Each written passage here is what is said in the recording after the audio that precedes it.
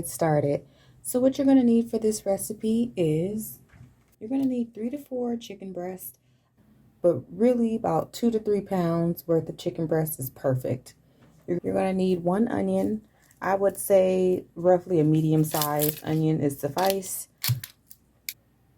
1 green bell pepper. I have 2 here. The recipe calls for 1, but if you want to put 2, that's your prerogative. 1 can of corn. I prefer the unsweetened corn for this recipe. No sweet corn, no cream corn. Unless you like that, then go ahead, do you. 1 can of black beans. 1 can of diced tomatoes. Mine has green chiles. You don't have to get green chiles in yours. You can just get plain old diced tomatoes. That is fine. You can also get the 15-ounce can instead. This one I think is a 10. Yeah. You can get the 15-ounce if you want. My store only had this, so that's why I picked this up. And last but not least, you're going to need some tomato paste. Usually a 6-ounce can is perfect. Now you are going to need some seasonings as well. Some cayenne pepper or some chili powder, whichever you have. I have some ground cumin here. Hello, editing me here. I totally forgot a crucial seasoning that you need for this recipe. I'll go ahead and include a picture here for your convenience. It is the Tony's Creole seasoning. I use the original version. You can probably find it in the same section that you would find your regular seasoning in. There is not an exact measurement for it like the cayenne and the cumin, but you will be including it at the very end of this recipe. All right, thank you.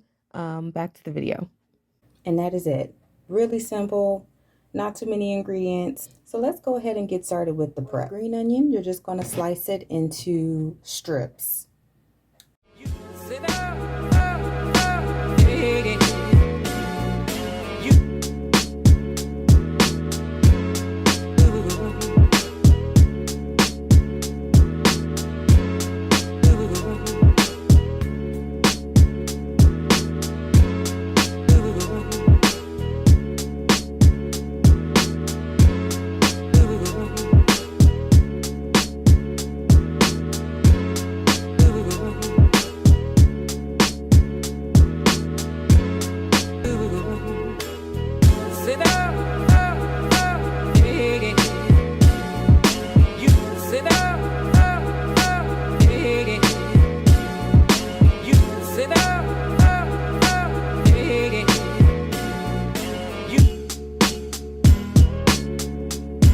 Like the cool blue light,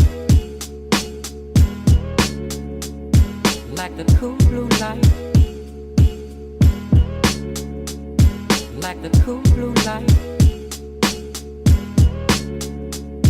like the cool blue light, like the cool blue light, like the cool blue light. For the onion, I'm just going to go ahead and dice it.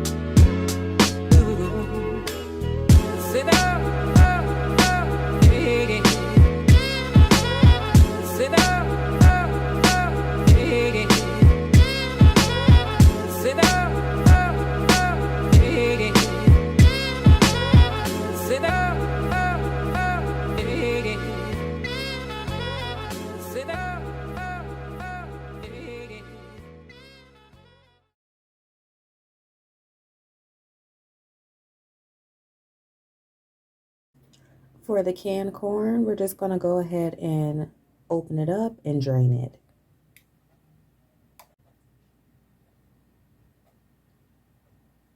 For the black beans, we're going to open it up, drain it, and also rinse them.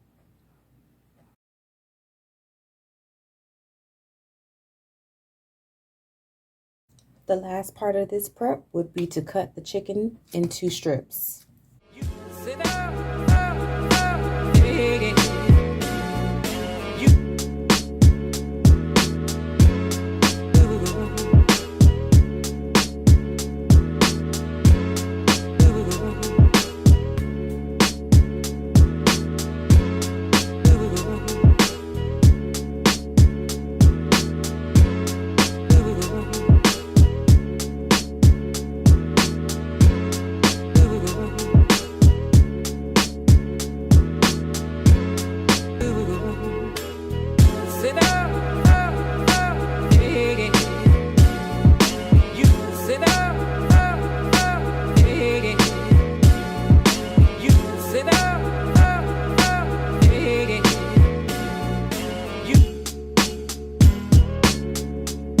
Like the cool blue light,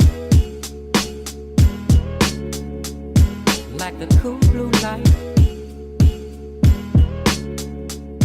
like the cool blue light. Now that the prep is done, all we do now is throw it all in and turn it on. All right. I usually like to start with the chicken. So let's go ahead and layer that on the bottom. Simple as that. I'm just going to take my wooden spoon and kind of just, make sure it's evenly layered on the bottom. I'll show you what I mean. Just like that. All right. Then I'm going to place in the bell peppers. And same thing, just evenly layered around. Then I'm going to take the onions. Same thing. Evenly disperse it. Now the corn, same thing. All right, the black beans.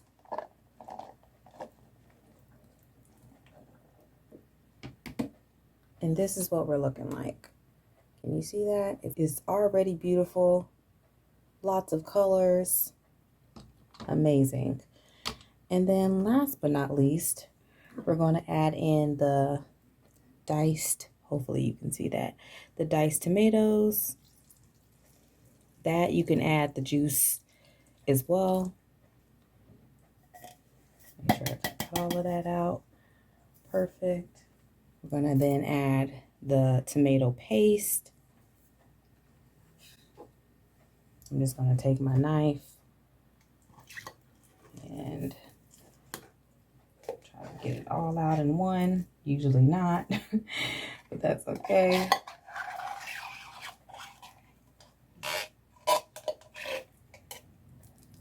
Okay, that was good. All right, sorry for the scraping you may hear. There's no way around that. All right, I think that was the last of it. Now we're going to add in 2 teaspoons of cayenne. And like I said, you can also use chili powder, whichever you have. That's 1 teaspoon. Just like that. That is 2 teaspoons. So obviously, yeah, this is going to be a little spicy. So use at your own discretion. The next thing we're going to add is 2 teaspoons of ground cumin. Just like that. Same thing. 1 more. That's the second one. Just like that. And that is it. Give you a last little glance of it before we get cooking. Look at that. Beautiful.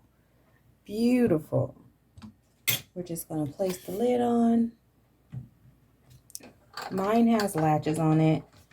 I'm just going to place my latches on. just to make sure that it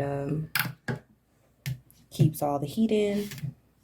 And then we just turn it to low and we're good to go. And we're going to cook this on low for 5 to 6 hours, depending on, your preference. We'll come back after 5 hours, check on it, and then I'll decide then if I want to do an additional hour. All right, stay tuned. It's officially been 5 hours. Now, as promised, I said I would come back and check in at the 5-hour mark just to see our progress and see how we're doing. That way I can also tell if I wanted to do an additional hour. So let's go ahead and see. I'm so excited.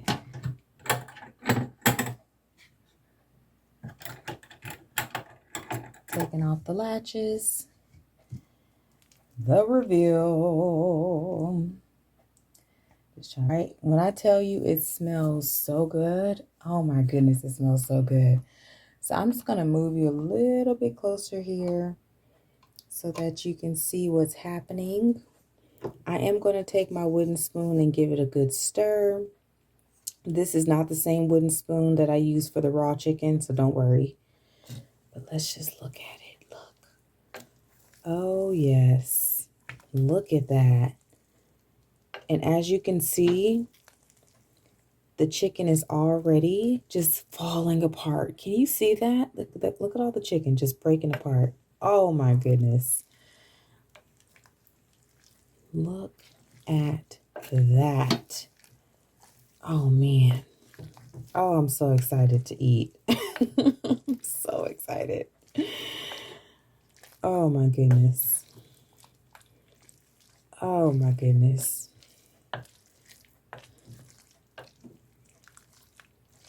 Amazing. Like I said, it smells so good. For the past 3 hours, I've just been like, oh, it smells so good. Oh my God, it smells so good. Oh, I can't wait to eat. And as you can see, this is a really good helping that is going to produce many, many servings. I personally cook for myself, solo, single. And as you can see, this is a pretty good helping. I can probably eat this on the next 3 to 5 days. As you can tell, look at that. Look at that. Oh my God. And it's so beautiful and colorful. You got the yellow corn, the green bell peppers, the black beans. The onions are perfectly cooked. The red sauce from the tomato paste and the tomatoes. It's just, oh my goodness. So that's a good stir. Okay, so now that I gave it a good stir, I did go ahead and taste it. The flavor is perfect, but I do want to add just a little bit of salt to really round out the flavor. So I'm just going to take a little bit of sea salt. This is coarse sea salt, not too much, but just enough for a little bit of taste. Hello, editing me again. This is where I wanted to interject toward the end of the recipe. Right after I added the sea salt, I went ahead and added the Tony's Creole seasoning. And I just want to make a point here that if you are someone who has a very sensitive palate, where you're not really interested in spicy food or nuanced flavors, the sea salt is going to be perfect for you. But if you are someone who likes a more flavorful dish, this is where I suggest adding the Creole seasoning because it's just going to amplify the flavor of this dish. I'm going to give it one last stir to make sure that salt is mixed in. And I highly suggest you do the same, after a few hours, give it a stir, taste it, see what you want to add to it because obviously everyone's taste is not the same, You know, fix it how you like, honestly, but you really can't go wrong. The recipe is almost foolproof just by itself. Um, I am also going to go ahead and cook it for that last hour. It's honestly done now, but because I've always cooked it for 6 hours, I'm just going to go ahead and cook it for the 6 as I usually do. So I'm going to go ahead and put the lid back on.